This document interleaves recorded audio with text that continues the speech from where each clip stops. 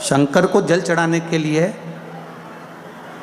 5 स्थान हैं जहाँ शिव को जल चढ़ाया जाता है और शंकर उस जल को स्वीकार करते हैं, जिसको पंचगंगा कहा गया। 5 स्थान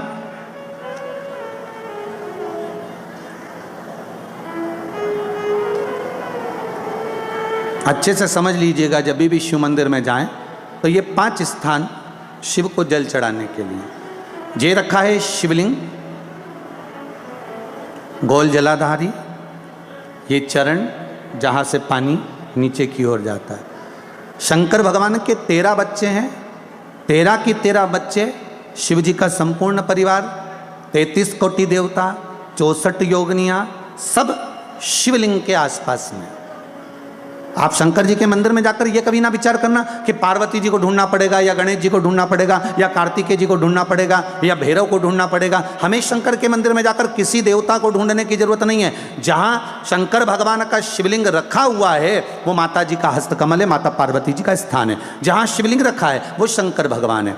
जहाँ जलाधारी है उस जलाधारी के पास में जहाँ पानी बहता है बीच में अशोक सुंदरी का स्थान है। जहाँ से पानी बह रहा है उसका राइट भाग वहाँ गणेश जी का स्थान है, लेफ्ट भाग कार्तिकेय जी का। शंकर भगवान के ऊपर जो जल गिर रहा है वो शंकर भगवान की 5 लड़कियाँ जया, विषहरा, शामलीबारी, दौतली, देव, ये शंकर जी की 5 बेटियाँ ऊपर हैं। जहाँ से पानी बहकर उस निकासी से, जहाँ नाली बनी रहती है, पानी जहाँ से निकलकर बाहर मंदिर के जा रहा है वो 33 कोटि देवताओं का स्थान है। इसलिए सारे मंदिरों की परिक्रमा हो सकती है पर शंकर जी के मंदिर की परिक्रमा नहीं करते, क्योंकि वो जल जो जा रहा है वो 33 कोटि देवताओं का स्थान है, उसको हम लांघ नहीं सकते। वो स्थान जल चढ़ाते समय आप इसका स्मरण रखें। पानी का जब पात्र लेकर जाते हैं मंदिर के अंदर, सबसे पहले शिव जी का जो जलाधारी है उसमें राइट भाग पर अपनी मनोकामना कर कर जल चढ़ाएं, फिर लेफ्ट भाग में चढ़ाएं रोग मुक्ति के लिए।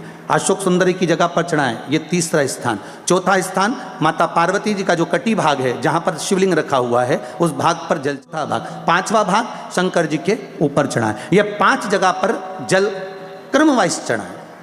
आप लोग जाते हो डायरेक्ट जाकर शंकर जी पे जल उंडेल करा जाते हो,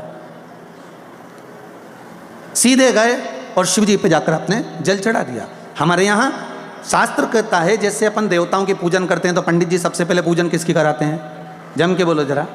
गणेश जी की। गणेश जी के बाद पूजन कराते कराते कराते कराते कराते कराते आगे के सारे देवता कराते कराते कराते कराते फिर मूल पूजन पर पहुंचते हैं। आप डायरेक्ट मूल पूजन पे पहुंच जाते हो।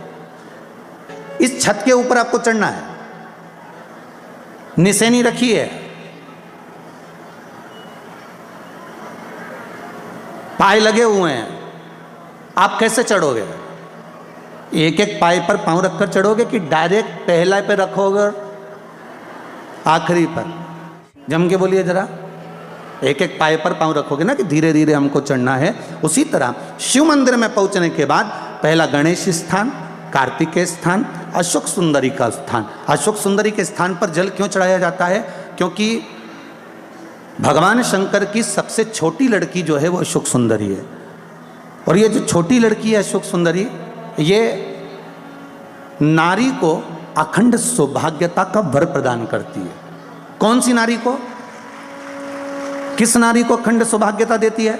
तो महाराज शास्त्र कहता है जिस नारी के भाग्य में लिखा होता है कि इसको वैधव्य होना है, इसके पति को समाप्त होना है, अगर वो नारी अशोक सुंदरी वाली जगह पर जल चढ़ा देती है तो पति पर अगर काल भी मंडरा रहा होता है तो माँ अशोक सुंदरी महाकाल से कहकर काल को टाल देती है। वो अशोक सुंदरी का स्थान,